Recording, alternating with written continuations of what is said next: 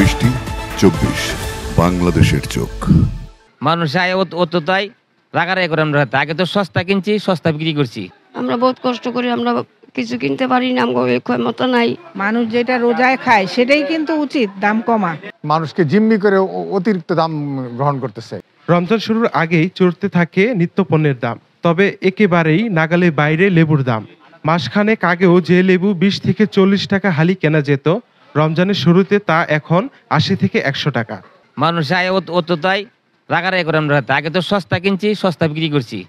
আগে দামে কম কিনছি কমে বেচছি, ওর দাম বেশি, ওনার বেতন লাগে দামে কিনে বেশি লেবু। ও তাই মানুষ আমরা রাগারাগি করে দাম চাইলে। আমরা বহুত কষ্ট করি, আমরা কিছু কিনতে পারি না, আমাদের ক্ষমতা নাই, আমরা চলতে পারি না, বহুত কষ্ট করে আমরা বাসায় কাম করি। আমরা এক তো কালে এক তো খাইতে পারি না, আমরা কিছু লাগুর পাই না, আমরা কি করবো, বাল বাচ্চা বহুত কষ্টের মধ্যে আমরা আছি।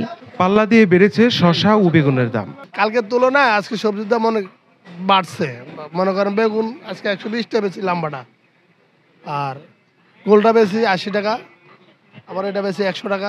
অন্যগুলো মোটামুটি ঠিক আছে। অন্যগুলো ছোলা, মুড়ি ও খেজুরের দাম অপরিবর্তিত রয়েছে। প্রথম রমজান থেকে আমরা দেখলাম যে সব জিনিসের দাম বেড়ে গেছে। মানুষ যেটা রোজায় খায় সেটাই কিন্তু উচিত দাম কমা। সাধারণ মানুষ কিভাবে খাবে? 100 টাকা লেবু, 120 টাকা 30 টাকা বেগুন, শসা 70 টাকা, বুঝতে পারছেন? যেটা আমাদের রোজায় প্রয়োজন হবে প্রতিদিন, সেটাই সবচেয়ে বেশি দাম। অন্যান্য দেশে কিন্তু এরকম না। মানুষকে জিম্মি করে অতিরিক্ত দাম গ্রহণ করতেছে। যে লেবু হালি ছিল 30 থেকে 40 টাকা, সেই লেবু হালি হয়ে গেছে 80 থেকে 100 টাকা হালি, যা আমাদের জন্য অত্যন্ত কষ্টকর। আর এটা এক ধরনের সিন্ডিকেট ব্যবসায়ী কাজটা করেছে।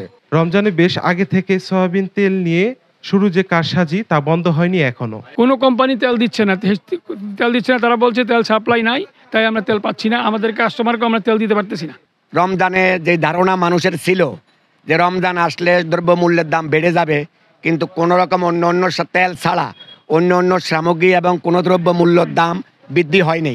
তাই সুতরাং যে অবস্থা, সব শিথিল আছে বাজার দর, তেল আমদানি নাই, কোনো কোম্পানি তেল দিতেছে না, এই জন্য দোকানদাররা কোনো তেল বিক্রিও করতে পারতেছে না, এবং তেল পায় না বিদায় তারা কোনো রকম বিক্রি করতে পারে না। কিন্তু অন্য কোনো দ্রব্যমূল্যের দাম বেড়েনি।